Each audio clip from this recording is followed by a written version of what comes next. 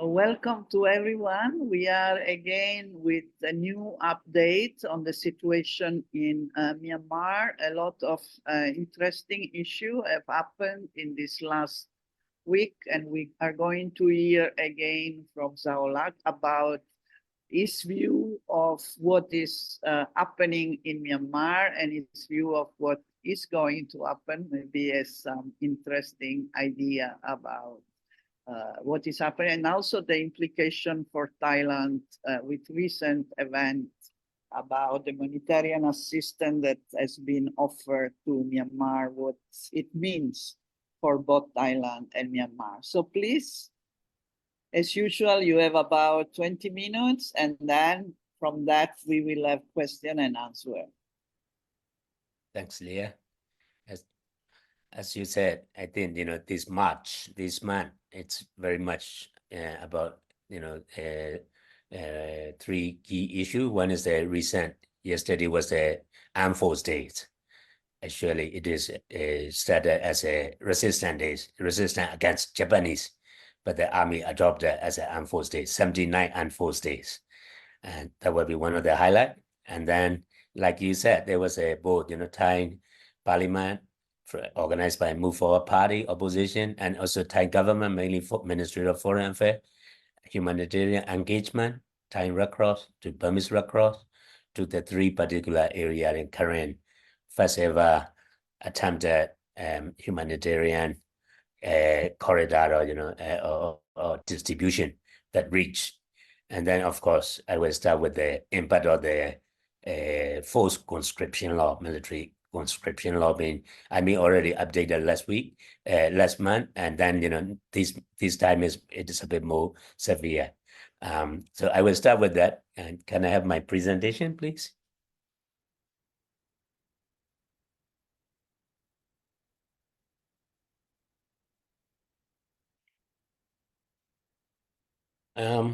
Yes, and like you see, this is the newly recruited people, and although army spokesman, he openly said they are not recruiting yet, but actually not true. The project already started, and without binding law, because there is only a law. There is no bylaw. You need a bylaw to spell it out.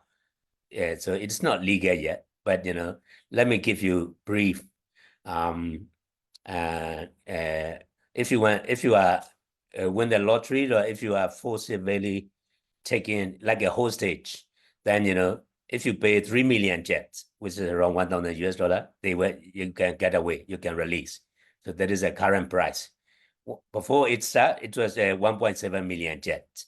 Let me start with this pricing. It is a kind of hostage situation, but there is a lot of corruption, but you can pay money and then you can get away with this forced conscription. Next slide, please. So these are like I said, that is already happened in a 172 township, like the map showed that. That is a data for Myanmar. They do a kind of research that the army and also the local administrative officer actively conducting this conscription law. So like I said, it is not legal yet because there is no bylaw coming out. So very confusing. And then it's open to the corruption. Like I said, if you are taken away, if you afford to pay 3 million jet, which is around $1,000, you can get away with it. And it's chaos, and there is more. Because of impact of this, there is more than 1,000 Burmese youth running away to different various time border, and also food or exodus, panics. Even there is, very sad news that there were suicide cases. Some parents got heart attack, their kids being forcibly taken away, and a lot of cheating. Like look at administrator, they do take as a chance for corruption and lottery cheating. So I think this is not a good sign, but I think they are going to seriously enforced. So maybe you will see more of these kind of activities after the water festival in Tinjan. Our Burmese New Year, same to Thai New Year. It will be in April. So the woman will start recruit after the April. So this map is showing that it is 172 townships, and also a lot of assassination, a lot of extrajudicial killing from both sides. Those conducted this conscription law taking less, and also a lot of resistance, also a lot of extrajudicial killing on the ground. And also another interesting fact is that Burma, Myanmar has 330 townships, but they can only collect 172, which means around 160 townships are nowhere. There is no administration to activate this law. So I think if this research of active engagement about forced conscription law, then there are another half of the country area that not even under SEC control, or they are administrated, not even able to they're not even able to conduct their kind of registration and other proper process. So this is the impact of the conscription, and you will see more problem right after water festival April. So I think there is no way they're going to stop, and they will be forced, and also a lot of youths, they are very panicked. I'm talking about 40 million youths who are impacted, 6.3 million boys and 7.7 million girls, according to 2014 census, are going to impact of this conscription law. Next slide, please. I will turn my presentation into the first ever Thai engagement in 2 days parliamentary happening. It is early this month. First ever Burmese issues discussed in the Thai parliament. Although it is organized by, of course, PTAD and Move Forward Party mainly, but originally there was a foreign minister and a few other political parties apart from Move Forward plan to come, but at the end they didn't show up. But it is the first time that they openly engage with NUG as a government, NUCC, National Union Consultative Council, and I saw a few ethnic groups. All those ethnics are very much Thai interest, like Karen, Mon, Chan, and these are the main ethnic groups, and media like Mizzima and AOD and also other CSO. Mainly, I have never seen such, biggest gathering and with a very interesting exhibition. I think this SEA-Junction is one of them, and also some other, mainly trying to educate Thai people what is going on neighboring country. And also a lot of very fruitful, discussion that I have never heard of, because when it's come to Thai policy on Burma, Myanmar, very vague. Outgoing government, they were only 2%, like Pauline and Don. Now they both are gone, and there is no proper policy. But at least, now they are, I think the approach is from the security point of view, but there are many other related issues like, permanent task force. This is a Move Forward Party proposal. From very start during the election campaign, they proposed that Burma issue should be dealt with direct by the Prime Minister office. Prime Minister consists of National Security Council and also the Thai Army, National Army, and there is a combined task force should address. So that one is also good to have again, and also the current engagement, and also very interestingly, PETA as a humanitarian economic corridor. He considered not only a temporary relief or help, but in terms of economics, use them as a resources, because especially these are the very educated, not like normal usual migrant, but they are very skilled people, educated young people, capable of contributing to the economics. That is another proposed by humanitarian economics corridor by the Move Forward Party, and also about another humanitarian engagement truck 1.5 or truck 2 with the cross-border and also they mentioned about people who profit, not traditional Thai way of looking Burmese as migrant, cheap labor, problematic refugees, disease, than more about people in conflict trying to flee and trying to make living. And also they were a specific consideration about the youth. Really thank you for the new generation. Of course, this kind, they are the opposition, but they will be in the government. They are the majority winner. They will be one of the significant forces in Thai politics for a while.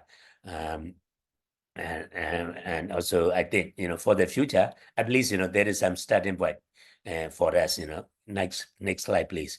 That there is a new force within Thai politician and will be the lead to the potential future strategic cooperation. I met a lot of ambassador and also UN Special Rapporteur and also first ever, NUG as a government, and also the Ujomoton, the UN representative for NUG, and also of course, the parliamentary security committee. So it is become a kind of parliament process that they will continue reporting to the government what they found. So I think it is very, very exciting, and hopefully the first ever, this gathering, there will be potential follow-up of strategic cooperation and when it's come to Burma Myanmar issues from the Thai, especially young people, young politicians, and that is for me, I find it very exciting opportunity to continue this kind of this kind of practice, and also potential copying of this kind of engagement in the India border, because this is another stage. I know my colleagues and Mizzima Somian, he went to India to do similar engagement. So that is a new engagement, opportunity to this specific gathering. Next slide, please. And then this is from the government. Government has a Thai Red Cross to Myanmar Red Cross. There is like 20,000 refugees worth of goods leaving from Friendship Bridge number 2. This is the agency asset. I think the deputy foreign minister.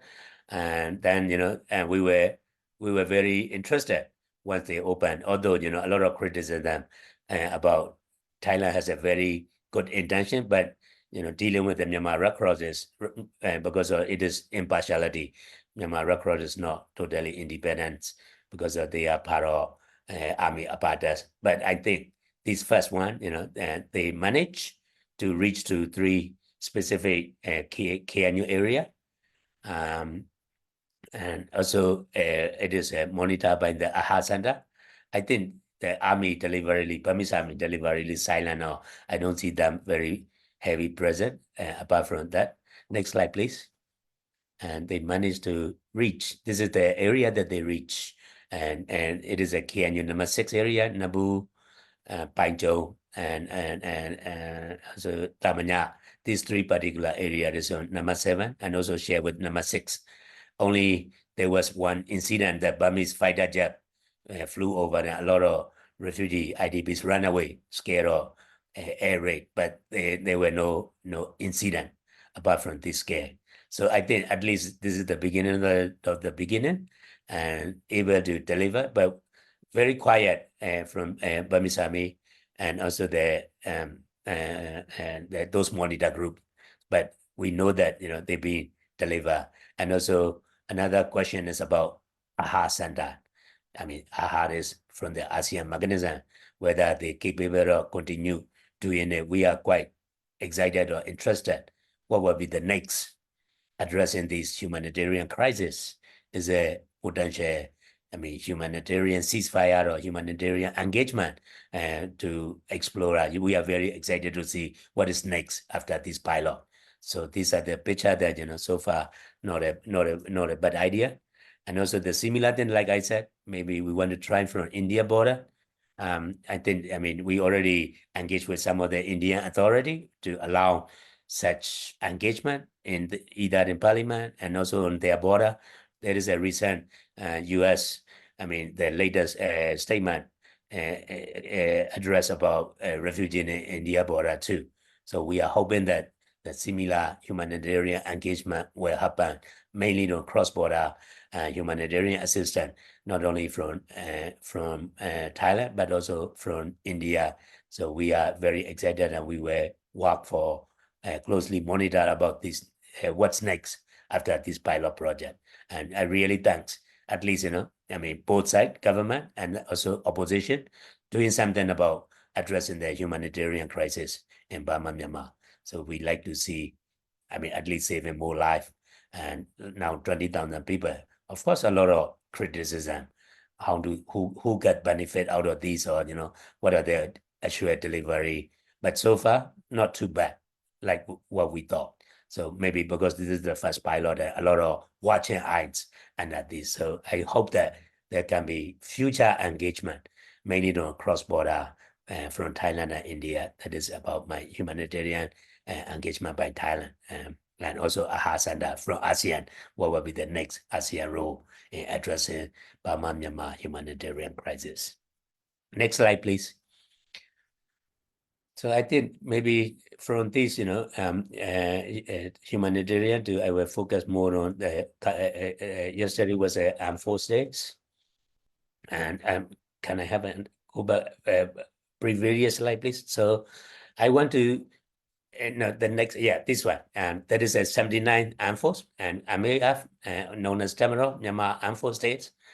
That, as we all know, there is a lowest morale in 79 years of Army history, and lowest recruitment, according to Tom Andrews said, and extent share problem about recruitment. That's why they introduced that conscription law. And also about their military operation. And before the military coups 3 years ago, there were 5,280 headquarters Army possessed. So almost half is gone now. Only 2,500 HQ headquarters and posts lost control. It is quite scary military defeat by the Burmese army. Never heard of before. If you look at within SAC 3 year, there is a 15-member SAC. The general, they one general and 2 lieutenant general removed, one Air Force general and 2 lieutenant general, even in J, and with other. And currently there are 18 members, 9 army and 9 civilian. And within 3 years, there is a 41-time reshuffle. It's quite a very frequent, I guess, very unstable administration. I have to put it that way. Within three years, 41-time reshuffle. That is within the ministry, not including other, chief minister or regional commander. There are a lot more happening. And also first ever force date in the evening time. It is maybe astronomical or maybe security concern, but I can say it is very paranoid that they do enforce day at the evening time. Official version is because of heat stroke and to avoid the heat. But it is a kind of interesting that there is an enforced day mainly in the evening, and also no show of force, no big heavy weapons like last year. I don't know where they are. And a lot of women. First time I see lots of women, huge woman prison, and where are the men gone? So these are the issues. Next slide, please.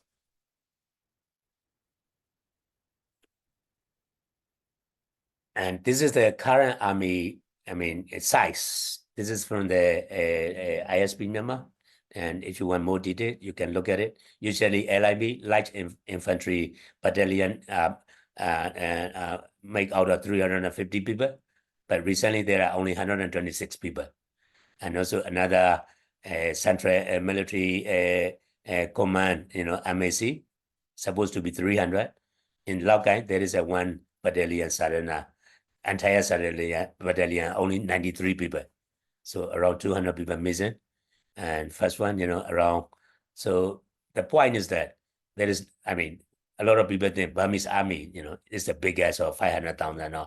In actually, it is way less than what people speculated. So now it's ended with around 160,000, not more than that. If you want to know more about army size, I suggest, go and look at this ISP analysis annual intake. And so a lot of defection and actual number that, what is the size of Burmese army and 4 states. And we saw it yesterday. I mean, it is also very shocking to see. I mean, even, the armed force state is very prestigious state for the Burmese army. So nowadays, I think it is, I mean, the army as the only institution is no longer relevant. Next slide, please. I will go with the General Mainline speeches. So this is, you see lots of women. First ever, they recognize women. So then there are 2 key, there are a lot of, I mean, like 26 minutes and speech is very long and boring. But I think I can read 2 main, one is about election. So Mainline always say, the General Mainline said about convenient election. This time he blamed all the NUG, PDF, NUCC, CRPH about rocking the boat, but he reinstate election. And also before this unfold state, he gave an interview to Russia media. He said there will be partial election if it is not the whole country. So the election is now another priority, and that I think they were already timeline that, although if it is not nationwide national election, maybe some partial election is possible because there is a timeline having another census in September, according to them, or maybe this is their army strategy. And also about this Mainline defend this conscription law, he talked about potential military capacity with this newly recruit, but I doubt it because of this guy. I mean, in Rakhine, they use, I mean, the Rohingya forced conscription.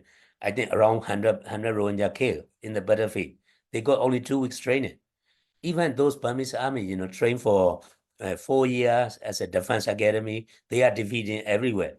How can this new conscription law, I mean, they're not even 6 months, 3 months training will be has the army capabilities of, defending this? I doubt it. So as I said, there is a more woman soldier present, and there's a lot of joke about it. And also, I mean, without any heavy weapons showed off. So the next slide, please. So these are a few highlights of the unforced dates that did yesterday. This is the interview. And May Holland said already 3-year economic growth since 2021. I really doubt it. Without any data, if you talk about economic growth, you have to talk about figure, what is a foreign and direct investment. And also, I mean, the currency devalue, sanction, IDP, refugee, military expenses.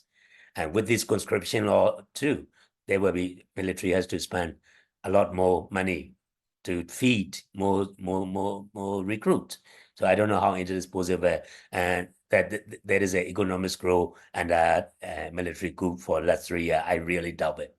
So I think, this is, and also he said, he accused NLD mismanagement. And since 2018, the Burmese economy was very bad. Also, when you talk about economic growth or decline, you need a reference, get the reference data, but there is no data. Again, he said first time put a partial election instead of nationwide election. So probably he did start thinking about election as an exit.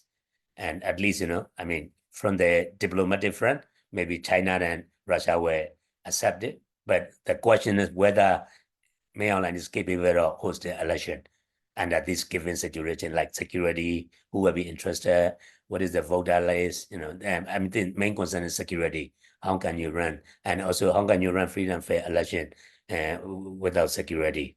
So that is one of my question, that whether it is potential possible that there will be election in 2025, because once in 5 years there is election.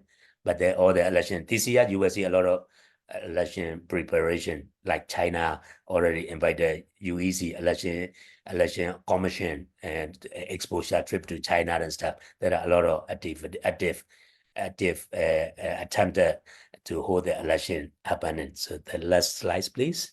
So the question is whether can he hold well, he survived, within this year, or even survival. I mean, about the activities like election or other, is long way to go. Even, will he survive? That is my last question. Will he survive? I know this year or early next year. That is my presentation. Thank you. Thank you very much for this. Can you take the one moment? We take the PowerPoint away.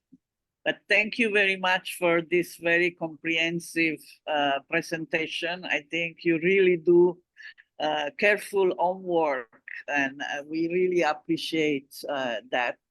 I think you already have made a point about the main event. Maybe just few questions that have come related to something you have discussed before, which was related to Rakhine State. And like you say, there has been conscription of Rohingya, and also we have read about the returning of the body of some young people who were killed after conscription, and then also protest by Rohingya against Arakan army. So that is clearly trying to stop ethnic and religious tension. So maybe can you tell more about that? And then just the small things, but interesting, about the house of Aung Suu Kyi that was put for sale, right? But no one made a bid. How you interpret this particular issue? Maybe we start with that, and then we look for other questions from Facebook as well as from Zoom. Please. All right, Rohingya is very interesting issues. My worry is, I mean, there will be another racial riot deliberately, and of course, in Mount there were around 700 Rohingya gathering against AA, Arakanese army. I mean, clearly it is a army sponsored, army organized demonstration that we don't want AA because of under military government. No one is allowed.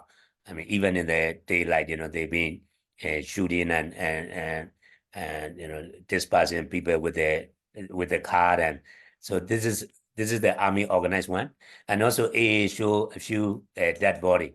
They were around 100 bodies, and then and they were forcibly. There were a lot of accusation that Rohingya being forcibly conscripted, and also I mean there was a few videotape, and I saw it, and that there was an army chief, I mean not mainland from the region, the conscription authority inspecting. I mean a lot of Rohingya in the room, and I think they were only given 2 weeks training. How can you send there? It's like a human shield, and no wonder it is a very fierce fighter. They have a lot of military experience.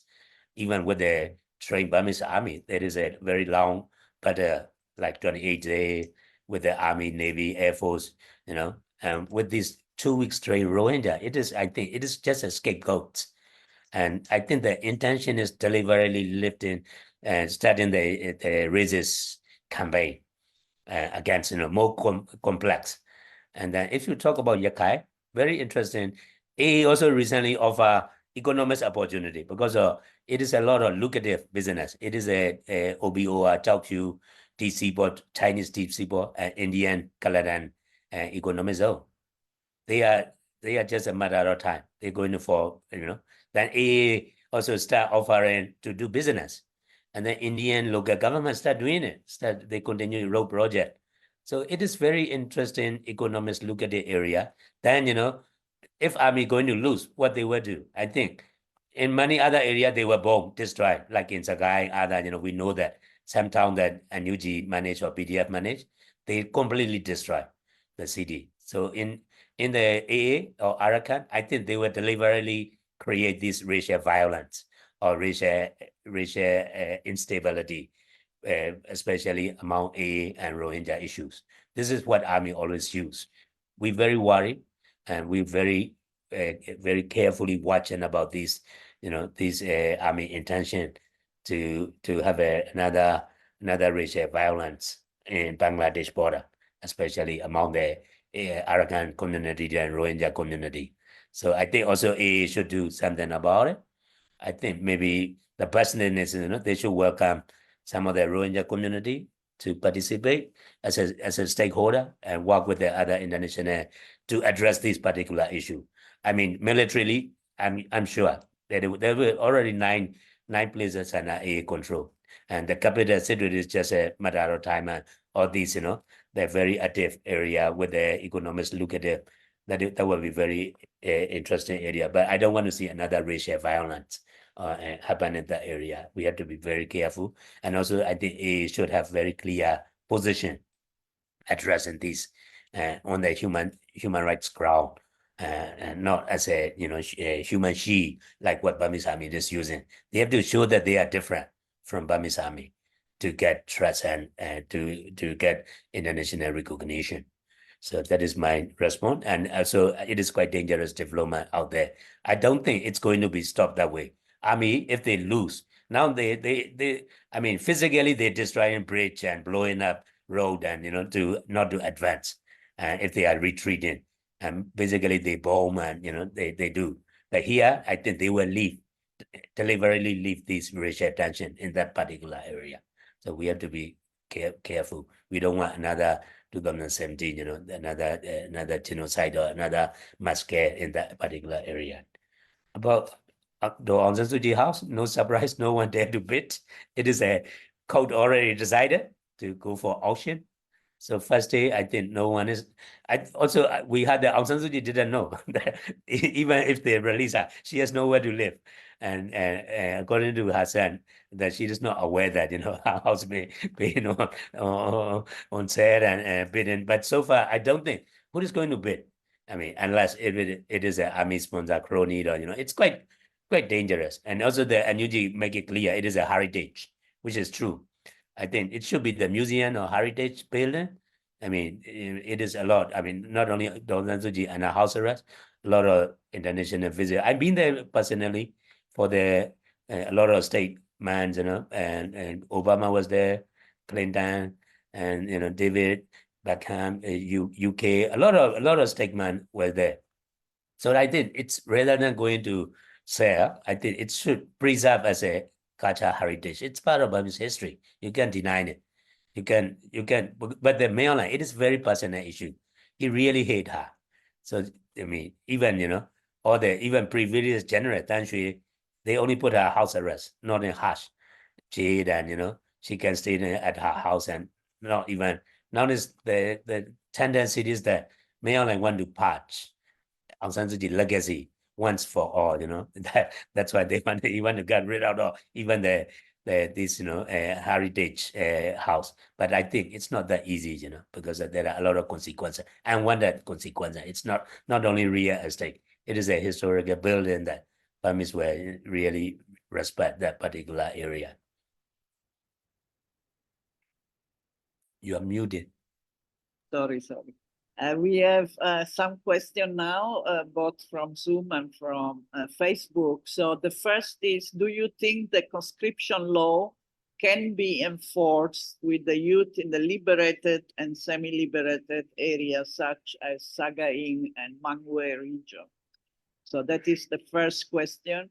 The second question, in an interview with Time magazine, Thailand Prime Minister said that ASEAN has agreed that Thailand will take the lead on peace talk with Myanmar. What do you think of this? What it implies?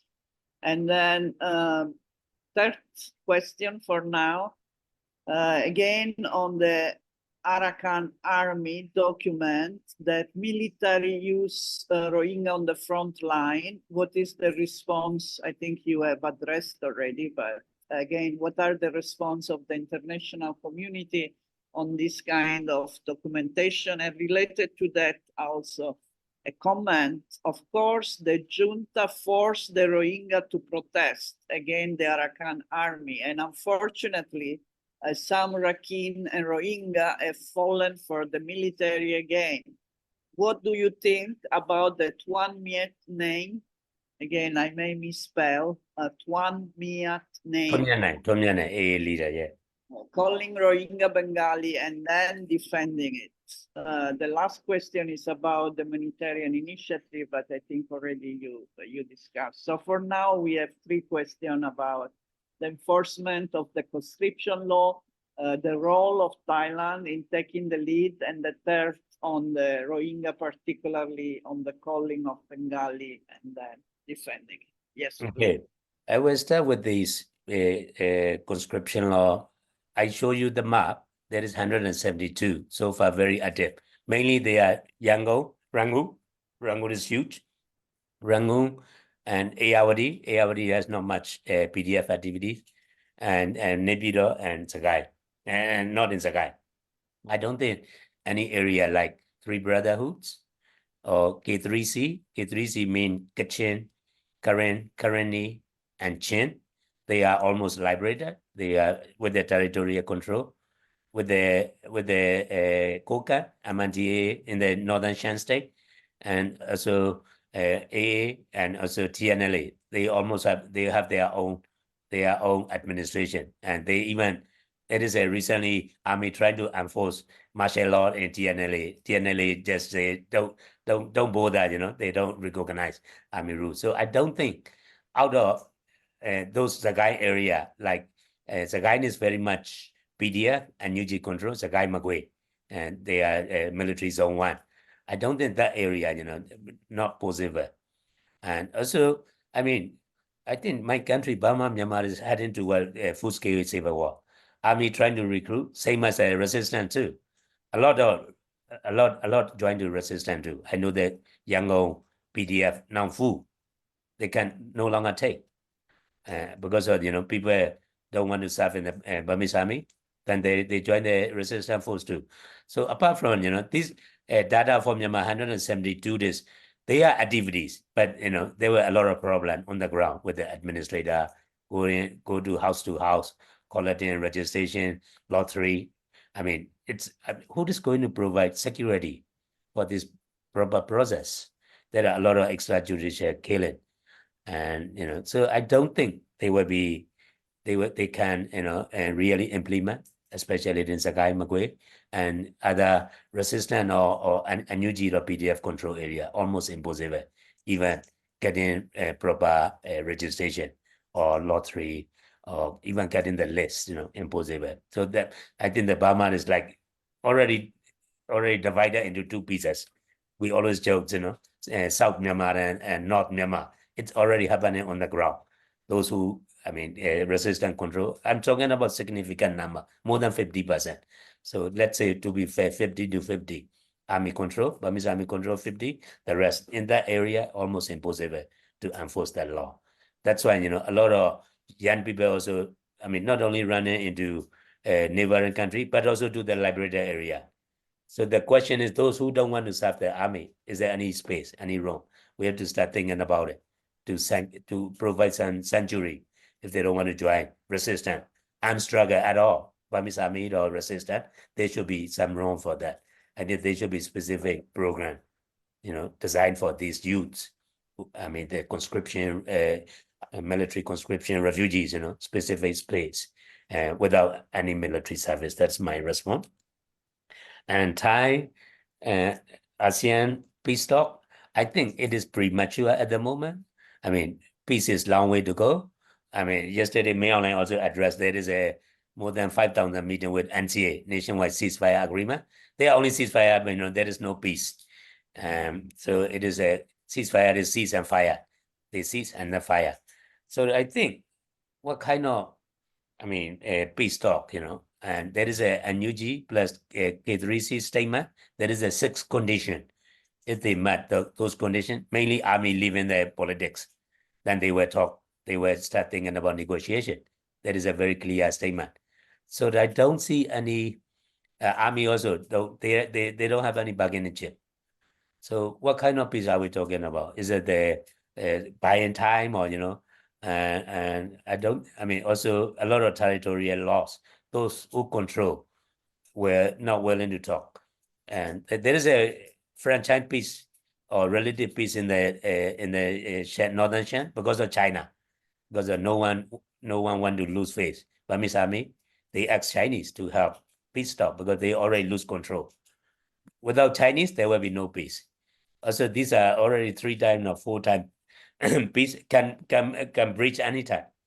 So my question is, what kind of condition, is it Burma Myanmar ready for the negotiation of peace talk?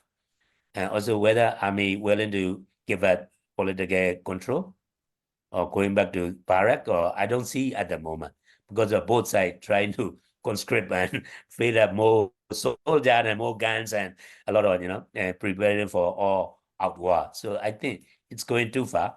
But I'm not saying that it is not possible, but need to find what is the common ground. Is there any room for peace? You need an environment that, to create. Maybe humanitarian ground, yes, because there are around 3 million IDPs and 18 million Burmese needed the humanitarian. Can we have a humanitarian ceasefire and work on that? And then, be there, at least, if you work on one of the issues, non-political issue like addressing the humanitarian need, not politics, like what Thai did, then whether potentially they can build up the trust building over this particular common ground. I'm not sure. I think so far I don't see very slim chance to have a meaningful dialogue or peace because going too far and both sides are not going to negotiate their position.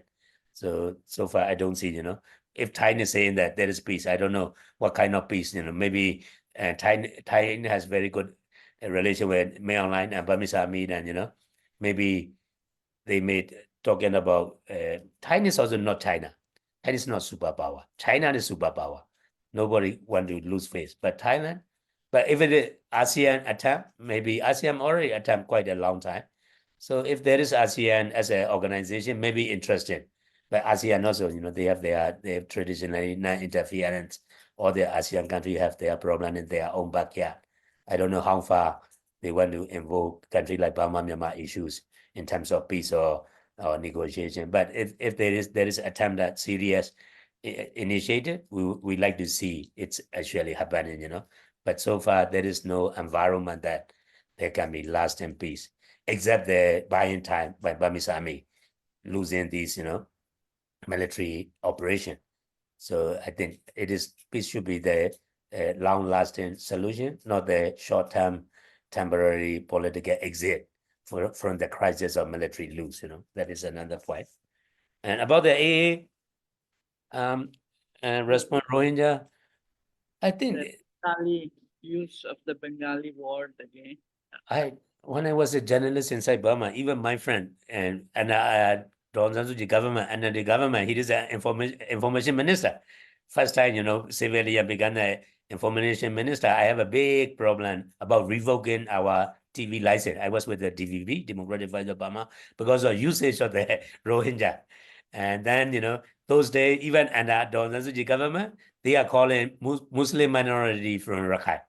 And I noted it is not really represent the Rohingya.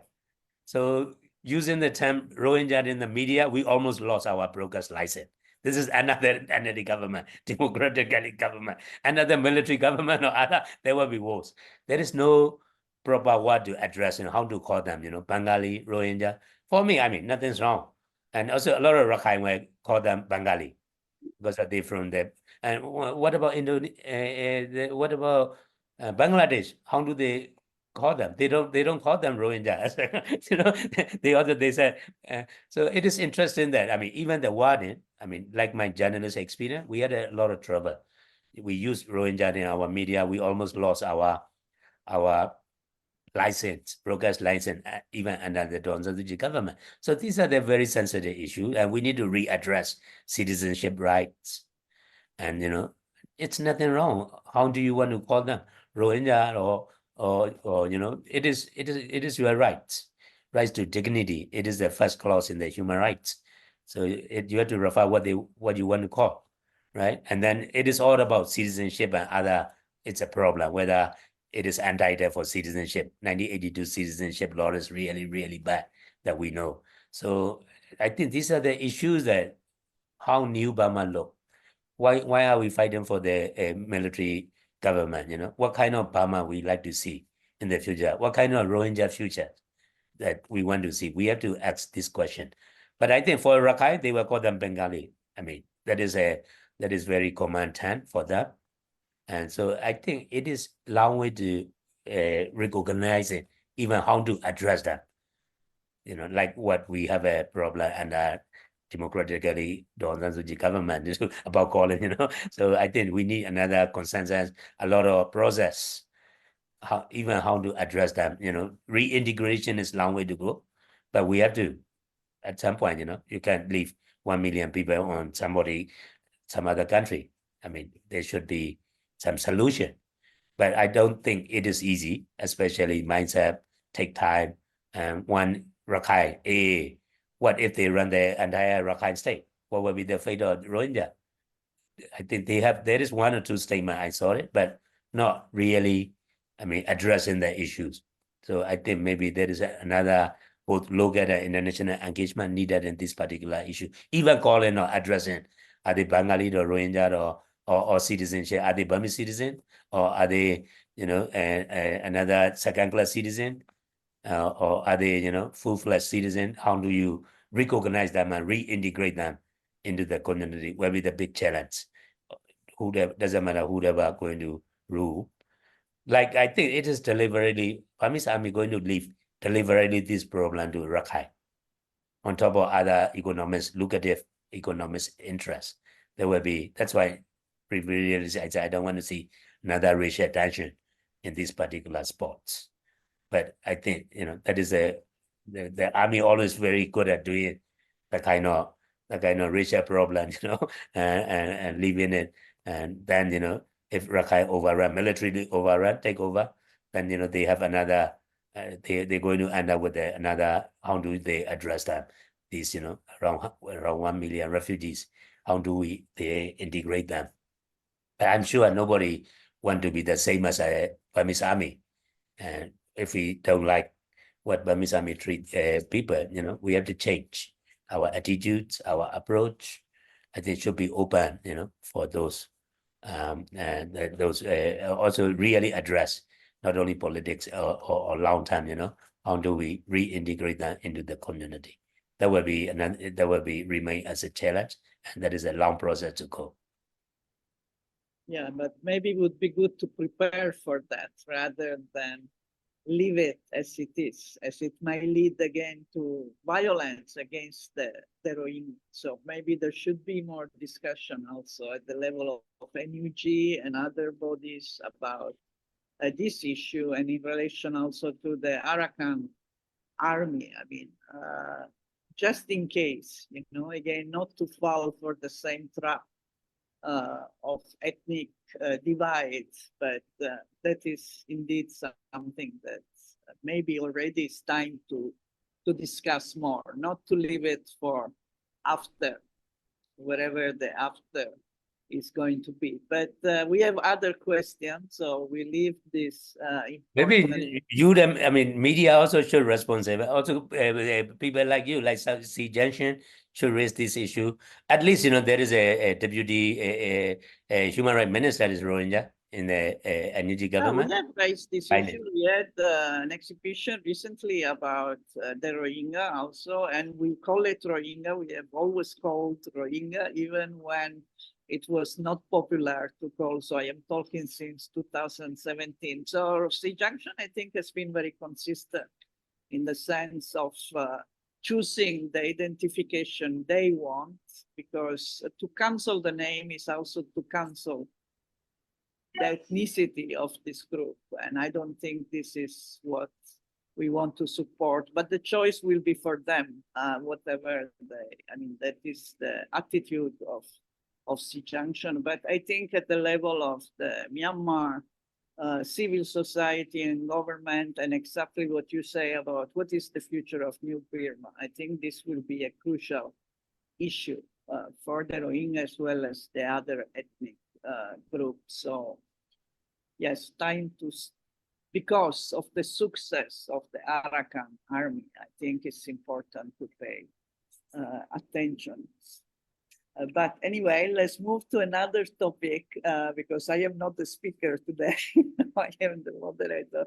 So do you agree Okay, there are quite a number of questions.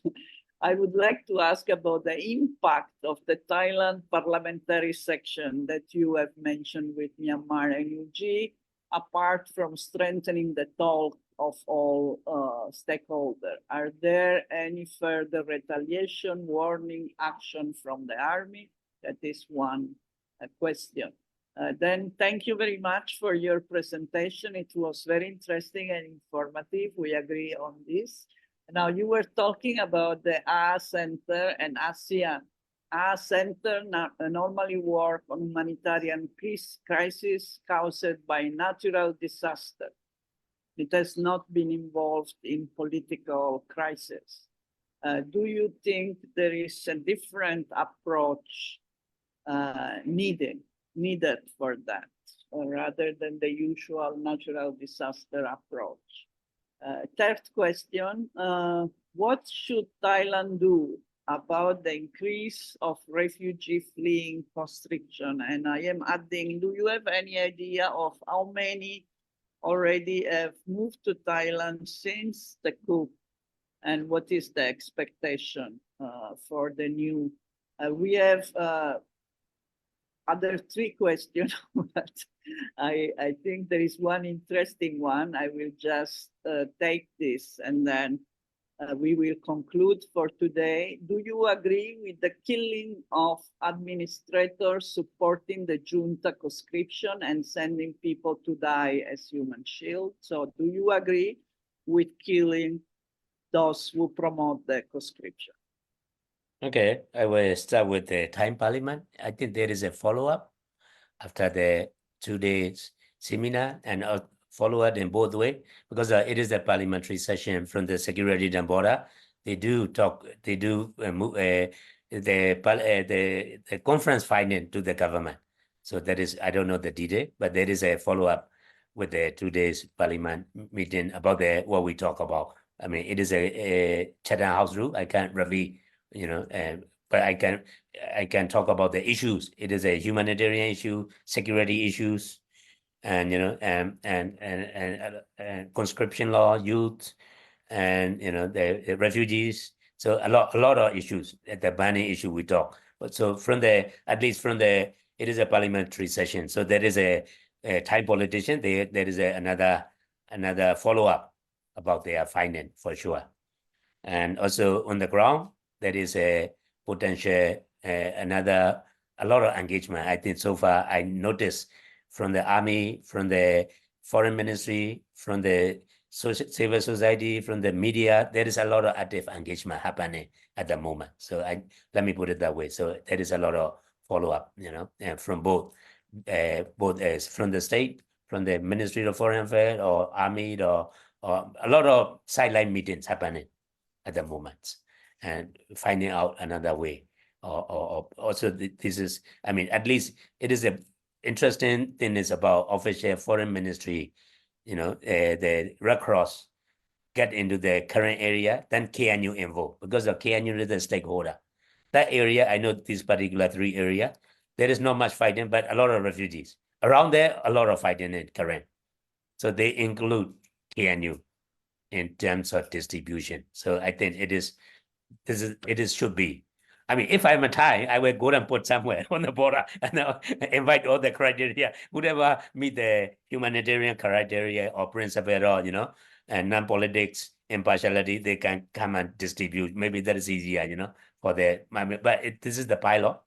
So we can improve next another engagement with the better access, more inclusive. And locally, there is a lot of capable person doing humanitarian works for like 20 years, civil society inclusion. So I would say put it that way. So that is both, and also the AHA Center. I think also AHA is maybe not only represented in the Thai, but also the ASEAN as a whole. And maybe they should team up with other UN agencies or other who has more experience because they are someone at it is for the natural disaster response. But this is the man-made disaster going to be prolonged. The scale is huge. Official IDPs number from OCHA, it's a 2.6 million, and 18 million people needed there. So the scale is so huge. So whether is it has and the capacity to deal with this, Hyona's huge crisis, because of their intention is not only on time Burma border, but also reach the deeper in Middle Burma or Chin or other area. That's why we need another coordinated effort from India side as well. A lot of cross border truck 1, truck 1.5, truck 2. There is more needed, and also I'm not sure about AHA capacity at this stage. 20,000 is okay. What about it is 200,000 or what about it's 2 million? Then, we have to scale up capacity and also, I mean, that is also a question of AHAs and that, but and also the ASEAN. At least there is a 5-point consensus. I think point number 3 is about humanitarian engagement. So at least ASEAN should be serious about this, humanitarian crisis, addressing this one and practical way, more result. Otherwise, people will say 5-point consensus not working, So I think has to be more active than this one. And about the killing of I don't accept any extrajudicial killing. I mean, it is, we are not that savage. I mean, there is no reason that we should kill. I mean, although, a collaborator or bystander, and, that is, I mean, for me personally, I mean, any form of killing is not accepted. It has to be justice, That's why a lot of people talk about transitional justice. It's a what? We have to reopen a lot of cases in Burma, Myanmar from both sides. And there is a long period of, I mean, the healing, journey of healing, reconciliation, or, at least minimum form of justice for those who got K, even accused of, spy, not the land, we got it, or from both sides. So I think there should be another transition adjusted Misha in this particular one. But I personally don't accept any form of extrajudicial killing. We are not that savage, That is about my response. Is that all? Yeah, there was another question about the one run. I mean, what Thailand should do about the refugees that are running away from the constriction, and if you had an idea how many are already here since the coup. So maybe you can briefly answer this, and then we will conclude. I think I read the Bangkok Post a Konkavi article. He estimated there will be 60 to 80,000 more people running because of conscription. I think it is almost right assumption, I guess. There was a Bangkok Post article, and my calculation, at least 10% of 40 million, meaning 1.4 million. So the Kavi assumption is 60 to 80,000. Are they there? I think last month, there were about 1,000 illegal crossing cases, mainly all young people. Not only in, Mae Hong, but also Kanchanaburi, and also a lot of border crossing. So that is already happening. So I think there should be some centralized response, particularly to this, specific conscription. A lot of idea about safe area or safe zone. They are not like regular refugees. Thailand hosts, I mean, there are around 8 or 9 refugee camp along the border in Mae Hong, in Mae Laut and other. They are not that kind of refugee for civil war since 1984, a long time ago. This is the latest newly young people that are going to impact the conscription refugee. We should treat them separately as the specific case. Maybe at least should offer temporary shelter. I know Thailand has only 48 hours accepting refugees. They don't even have what refugee in Thai. They only say people fleeing from conflict or asylum seeker. That's it. Or a person not concerned with refugees. UNHCR. That is so. But I think at least they should offer or think about temporarily, I mean, the shelter or place. I think most of these young people are very skilled, capable, educated, not the migrants like regular one. But so far, I don't see any specific program yet. Probably this is the next engagement, the Thai one, and another innovative engagement to address, humanitarian crisis. This is also another specific crisis that because of these, unlawful forced conscription law. They should have specific special program designed for this one. And I think UNHCR and other agency also should think about some proper shelter, safe area for this conscription refugee. I think that is what I think of this, at this particular moment. But I don't know what the Thai authority and also opposition thinking about it. I know Move Forward talk a lot about this, but the opposition, they are not in the government. So what is the government actually thinking about addressing this one? I'm also very curious to wait and see what is their specific response to this particular conscription refugee crisis. Thank you. So I think there are still a lot of questions, but including on the role of KNU, whether they were indeed involved or not in the distribution. Some of the participants seems to think they were not involved, but that is to what degree they were involved, I don't know, but that is maybe we leave it open for the next session. Also on the issue of the Rohingya, there are some comments, including that still people in NLD and NUG are still racist. This is from a participant, and there is a need to change. What is the problem if they want to be called Rohingya? Again, I am reading from comments on Facebook and on Zoom. So there are still a lot of questions related to the peace, and indeed they agree with you that the peace is not possible to negotiate until the junta has lost, and then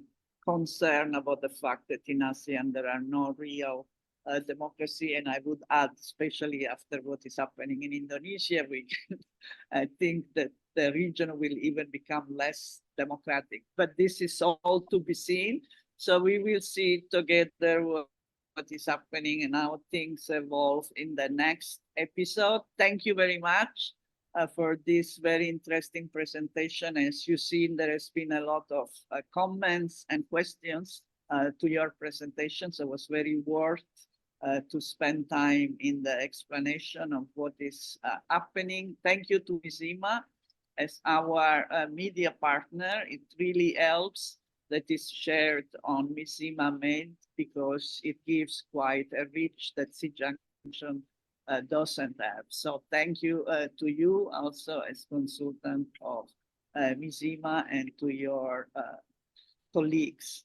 Thank you again. Leah, and that's SEA-Junction. Thank you. And see you, I understand, the first at FCCT. So if you want to meet him in person, just attend FCCT. And the last PR, we are going to have the opening of an art exhibition by an artist, Sai, who discussed the issue of presence or absence of people whose relatives are prisoners in Myanmar, as well as a photographer that focused, Tanwi, that focus on tattoo of people in the resistance. So this is indeed the impact of the coup in terms of refugees and political prisoners, but at the same time, the resilience of the people of Myanmar. So see you on the 2nd of April at 5:30 at SEA-Junction. Bye-bye. Yes.